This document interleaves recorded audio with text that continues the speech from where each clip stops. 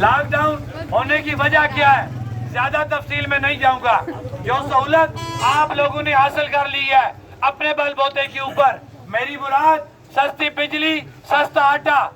وہ سہولت آپ سے واپس لینے کی کارروائی کی جا رہی ہے. اس کے علاوہ آپ کی جو نیا چارٹر آف ڈیمانڈ جو آپ لوگوں کی مشاورت سے ہم نے ایکشن کمیٹی کے پلیٹ فارم سے اناؤنس کیا, اس کے اندر آپ کے صحت کارڈ کی بحالی, آپ کے فری نظام تعلیم,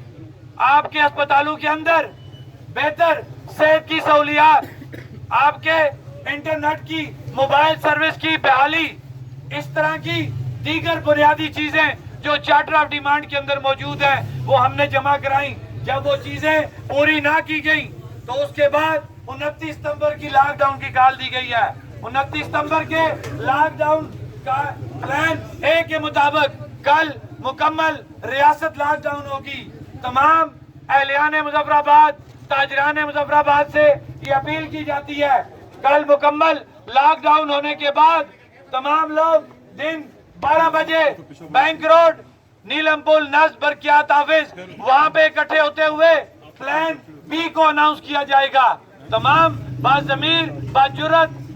شہریان مظفر آباد, تاجران مظفر آباد سے اپیل کی جاتی ہے کہ سہولت کار حاکم چاہے جو بھی کر لے, موبائل سروس بند کر لے, انٹرنیٹ سروس بند کر لے, انشاءاللہ جیت حق اور سچ کی ہوگی اور آپ لوگ حق اور سچ پہ قائم ہیں.